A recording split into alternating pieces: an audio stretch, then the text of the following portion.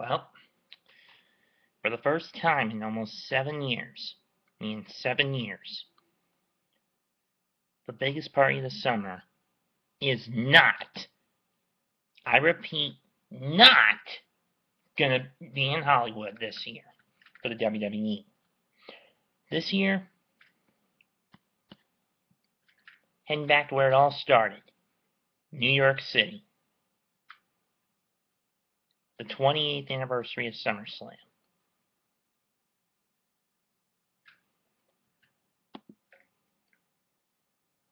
This is going to be a scorcher tomorrow night from the Barclays in Brooklyn.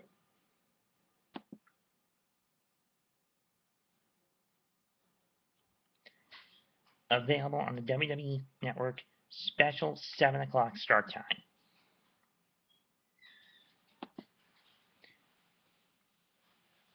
Let's run down the card.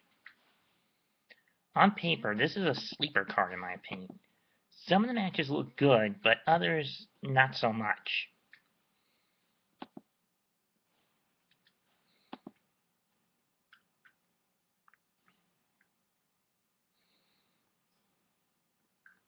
How this will play out, I don't know.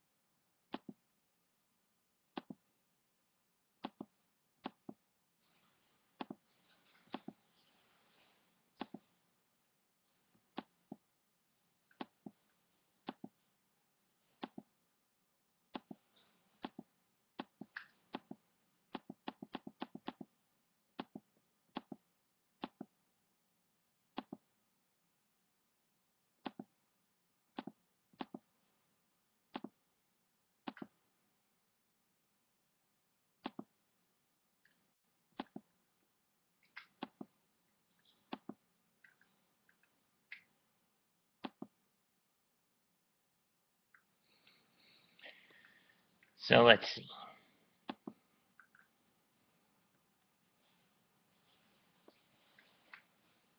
We've got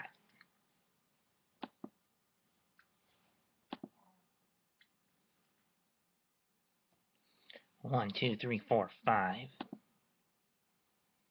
6, 7, 8 matches set up on the card. So let's do this bitch.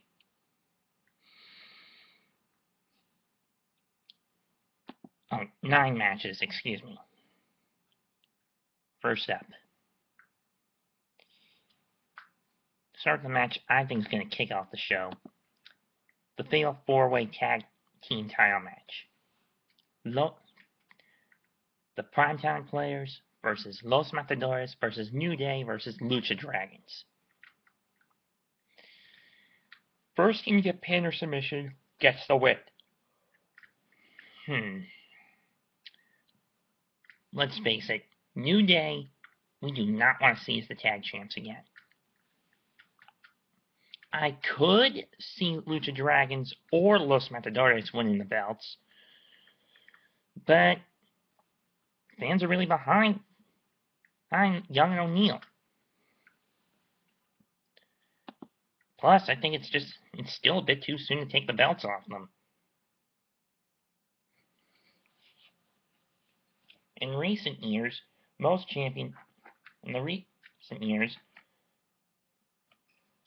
faces have held the titles for, on average, 4 to 6 months. Heel tag champs haven't held them for a little more than 2.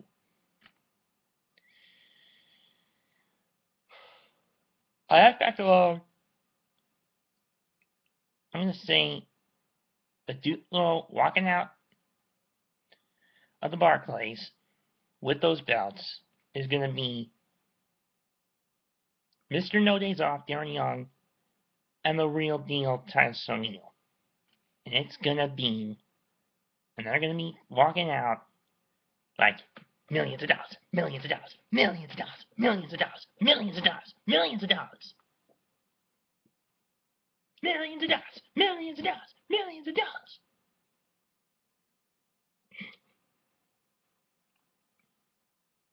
Well, actually, it'd be 10 matches if you think about it.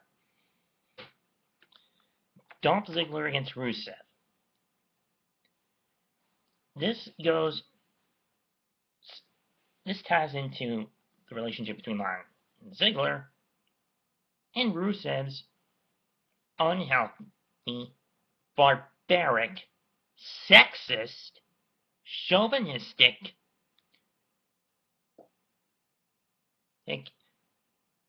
and disturbing desire to humiliate and torture Lana.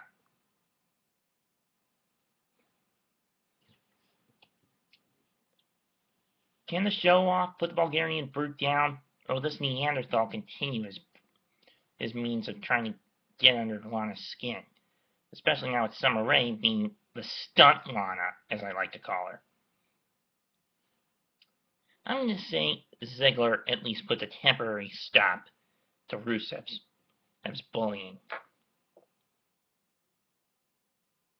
I mean, it was bad enough watching him go undefeated for nearly a year, with no one being able to stop him. And it was even worse when we had to stomach 4 to 5 months of his U.S. title run, with him blasting America and praising Putin. Who some general fans believe, regular people believe it is probably gay. I'm referring to Putin, but I don't know if the Prime Minister of Bulgaria is. But that being said, show off steals the show. Next, tag match: Reigns and Ambrose versus Harper and Wyatt.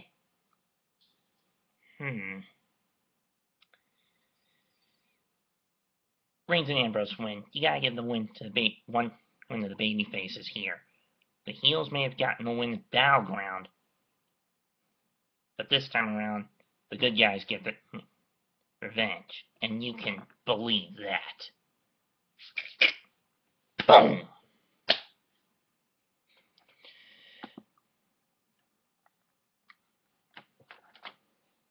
Randy Orton against Mr. Money in the Bank Sheamus. I'm going to say the Viper wins this match, but I'll get into why Sheamus won't be that upset with losing later on.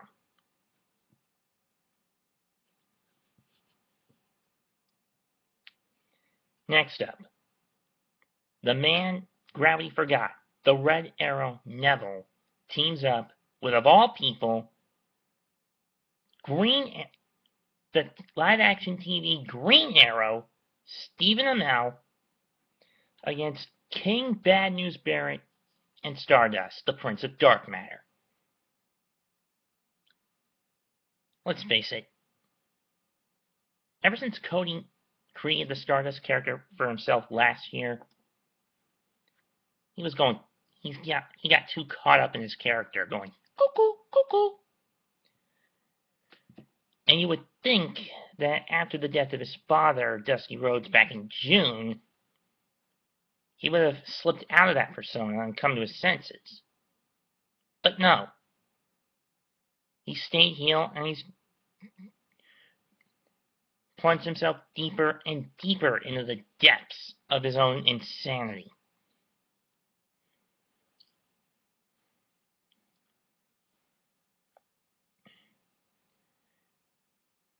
And now, he's had this unhealthy obsession with Neville and Amell. Stardust, you want Amell to be your hero? Well, you're going to get it. At SummerSlam, he's going to load up the quiver and stick an arrow in your gob. Keep in mind, Amell has signed waivers cleaning the WWE's hands of any and all injuries he may sustain in the match.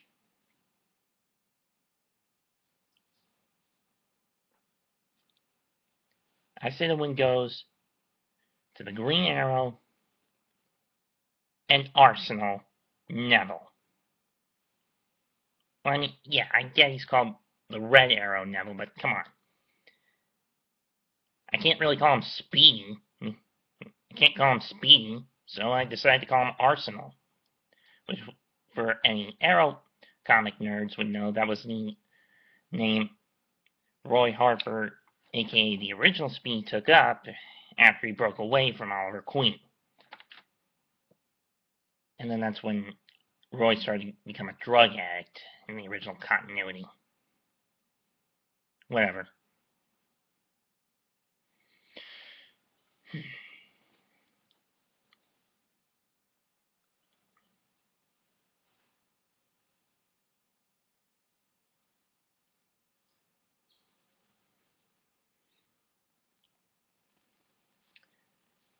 Three-team elimination tag match. 9 women, 1 team walking out. Team Bella, consisting of the Bella Twins and Alicia Fox, versus Team PCE, Paige, Charlotte, and Becky, versus Team Bad, Sasha Banks, Naomi, and Tamina.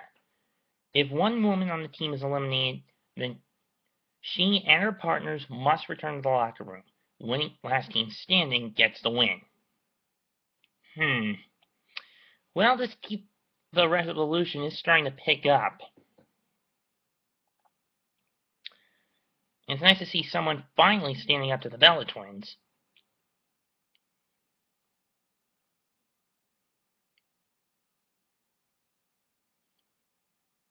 I'm going to say that Team PCB takes this one.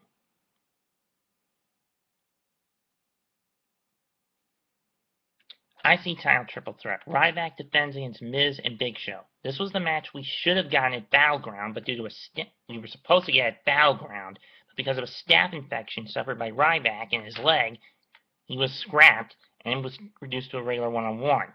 Not that it wouldn't have changed much. But personally, you could just throw Big Show out or Miz out of the equation, and the match wouldn't really be all that much better. In my mind.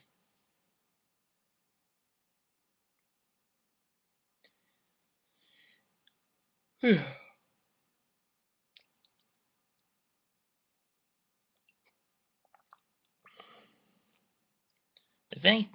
anything, 3 words to say will tell you who I think will win. Feed me. Feed me more. Feed me more. Feed me more. Feed me more. Feed me more! I'm taking Ryback to win this one. It's feeding time. Time for the big guy.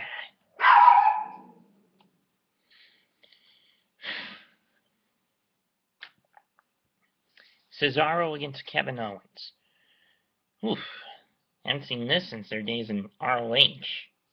Since their battles they've had in ROH and PWG.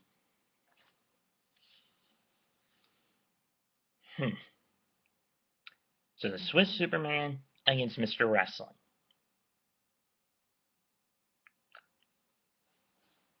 Will Cesaro's section be up in cheers? Or will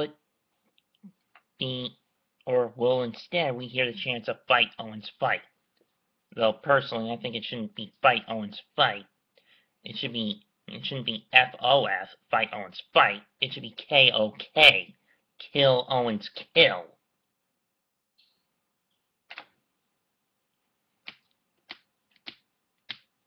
Because I'll find it funny if several of the fans in Brooklyn start chanting Kill Steen Kill and Claudio at these two guys. I mean, given their Ring of Honor careers, a lot of people on the East Coast would have seen them during their runs in that company.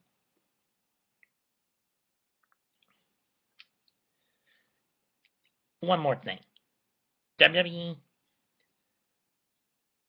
I just want to see 3 moves pulled out of the hats of these two guys when this match happens.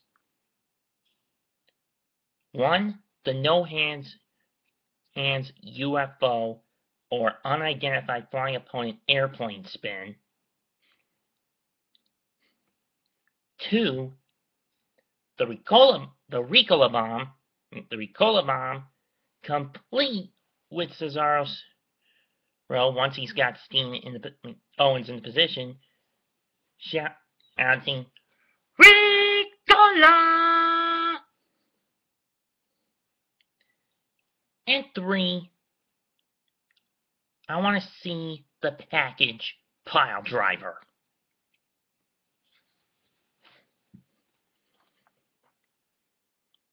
I mean, I know the latter two are probably not going to get put into play in the match, but this is the first match the two have had against one another in nearly 4 or 5 years. Actually, I think the last time Steen and Castagnoli crossed paths with one another in the same match was in November of 2010, when Cesaro was still teaming with Chris Hero and Owens was under the tutelage of Steen Carino, going through a feud with El Generic with Sami Zayn at the time. But I digress. Pick to win, Cesaro. I'm going to go with Owens in this one. Though it won't be clean.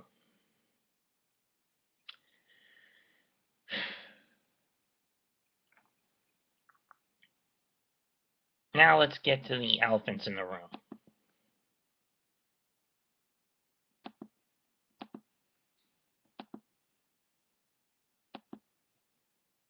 In my opinion. First, the title for title match. U.S. Champ John Cena against WWE World Heavyweight Champ Seth Rollins. Now this is where my earlier mention of Sheamus not minding losing to Orton will come into play. Why? Because win or lose, regardless of who wins, he'll sneak in, ambush whoever the victor is of both belts, cash in his Money in the Bank contract, and leave Brooklyn the new WWE World Heavyweight Champion. And it's not going to be for both belts, how much I can guarantee. But let's look at the contenders in the match in question. Rollins, since WrestleMania, where he pulled that little triple threat cash-in, mid-match cash-in on Reigns and Lesnar, has been more of a beneficiary to the foul play in his title defenses. Or in the majority of them. Extreme Rules against Orton, James Insecurity. Why? Because he's the Authority's golden boy. But if you ask me, he's nothing more than Triple H's little bitch. John Cena, since winning the title in the U.S. title WrestleMania 31, while most people still chant that he sucks, he just can't please some diehards these days. Has been more than willing to take on all comers. Heck, throughout most of the year, he had an open challenge and has had some great matches against the likes of Ambrose, Cesaro, Zayn, Neville, Rusev, Owens.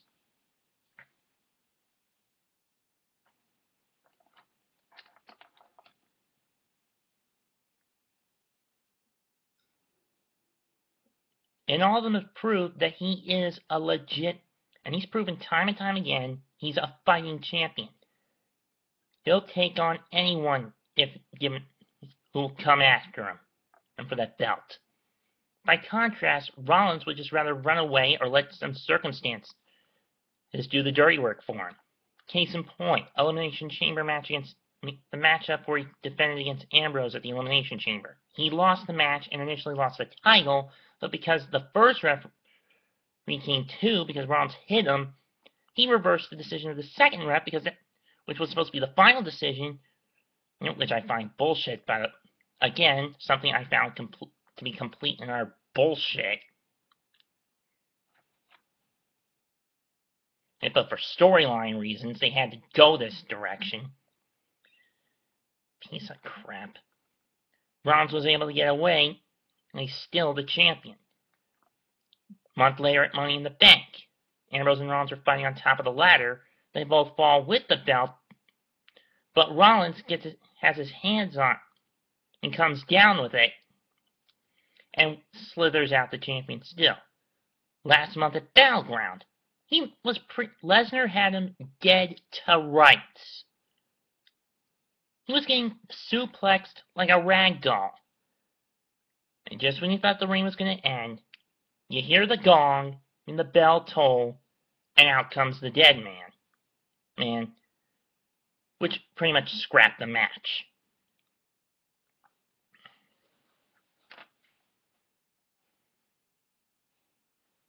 Seth Rollins, tomorrow night, you won't have anywhere to run. You're not going to have anywhere to hide. SummerSlam, August 23rd, 2015, is a night where you have to put up and prove you're a fighting champion and the future of the company, or you'll have to shut up.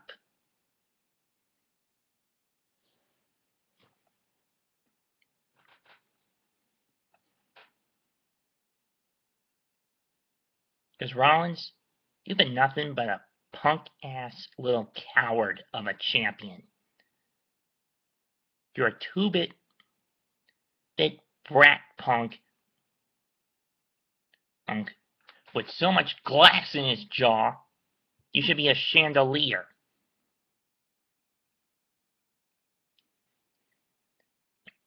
When you side with the Authority, you trade away all your brash and cocky bravado for a castration and a cowardly yellow stripe. And Sunday night, you're getting your attitude adjusted. For that portion, I say John Cena manages to meet Ric Flair's record and walk out and become a 16-time WWE World Heavyweight Champion. And retain the U.S. title. But this will not last long, as Sheamus will slither in, bro kick Cena, then throw Rollins out of the ring just to make sure he doesn't get involved, give his briefcase to the ref for the cash-in, bro kick Cena again, and walk away with a 1, 2, 3, and become the new champion.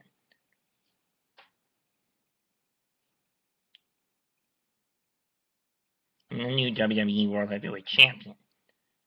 Or if Sheamus does come out and Cena gets ready to fight him, Rollins sneaks up behind Cena, low blows him, pedigrees him, then runs off, figuring that if he can't be the champion, then neither should Cena.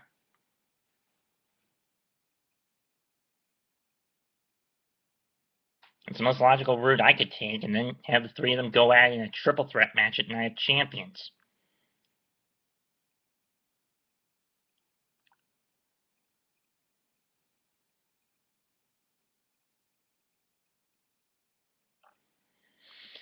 Finally, main event. The match too big for WrestleMania. In one corner, the Beast Incarnate Brock Lesnar. In the other corner, the Phenom, The Undertaker.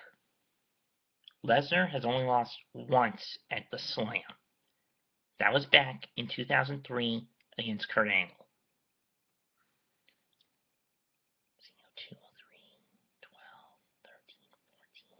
This will be Lesnar's 6th SummerSlam. His previous 5, he's 4-1. For The Undertaker, this will be his first SummerSlam where he's actually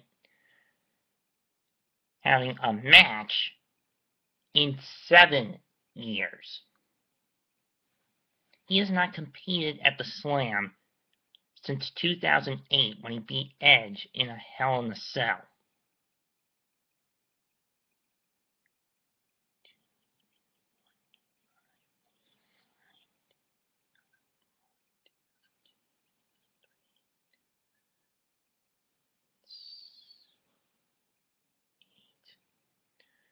Undertaker's record at the Slam, 9-5.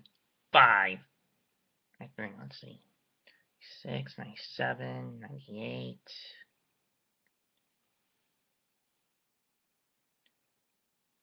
2004, 2005, 5-1.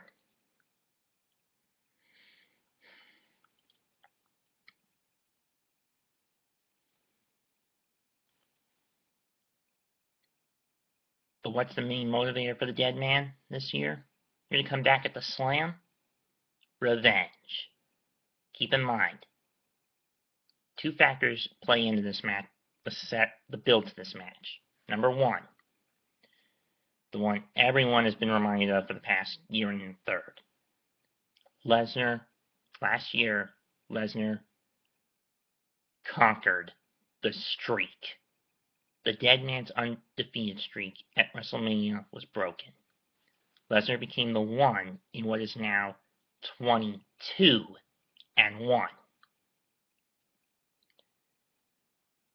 And factor number two, and one that's not played up as that isn't being built up as much as it should be. As it should be, in my opinion. That X factor is that not only is Lesnar the one in 22-1, but of all the men in the WWE, The Undertaker has faced on a certain number of times.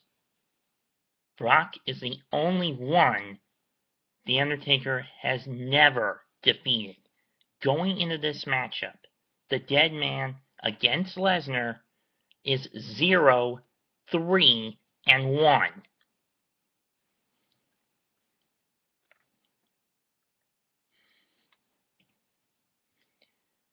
Will this night be the night he finally slays that which claims the soul of that who has long since eluded him?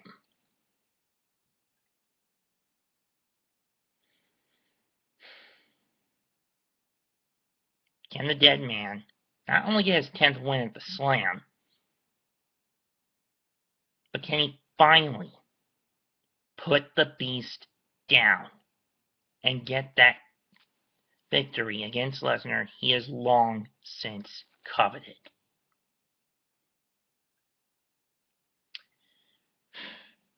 Another interesting factor in this one that I forgot to mention, in each of the previous 4 matches the two have had against each other, actually in all 4 of the previous matches they had against one another, Lesnar went as the heel. This time, I think you could make an argument that Lesnar's going in as the face and the Dead Man as the heel. And if the pattern holds up with the heel always winning in this scenario, this time, there's no better time than now for the Phenom to finally get that W over Lesnar. So I say that in their matchup at SummerSlam, The Undertaker gets his revenge. And Lesnar can finally will never rest in peace.